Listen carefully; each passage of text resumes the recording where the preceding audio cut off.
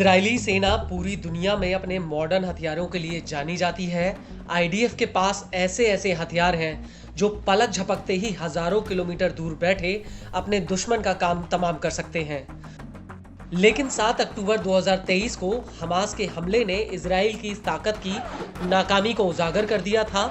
Hamas के हमले के बाद इजरायली सेना ने पूरी ताकत से गाजा पर हमला कर दिया और देखते ही देखते सैकड़ों टैंक गाजा के अलग अलग हिस्सों में घूमने लगे थे और धीरे धीरे समूचा गाजा इन टैंकों की बमबारी से खंडर में तब्दील हो गया।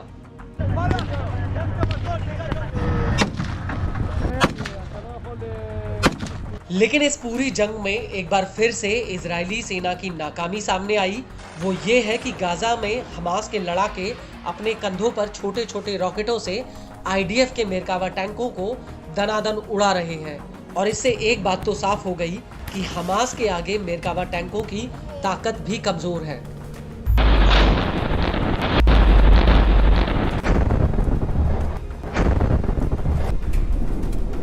और इसी वजह से इजरायली सेना ने गाजा में अपना एक ऐसा टैंक उतारा था जिसका उसने युद्ध शुरू होने के बाद से अभी तक इस्तेमाल नहीं किया था।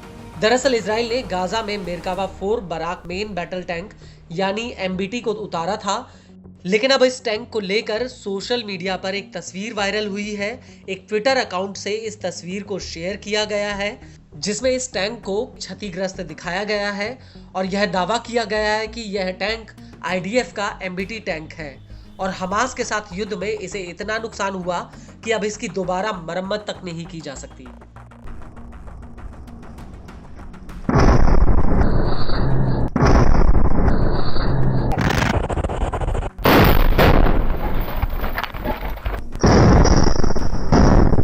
और अगर ये बात सच साबित होती है तो ये आईडीएफ के लिए एक बहुत बड़ा झटका होगा।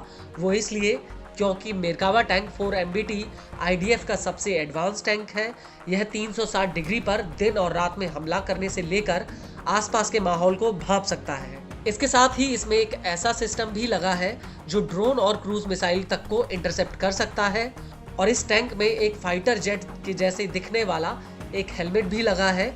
इसके साथ ही इसमें ऊपर की तरफ एक डिस्प्ले भी है जो कई तरह के सेंसरों से लैस है। यह टैंक स्वतंत्र रूप से टारगेट का पता लगाकर उन पर हमला कर सकता है।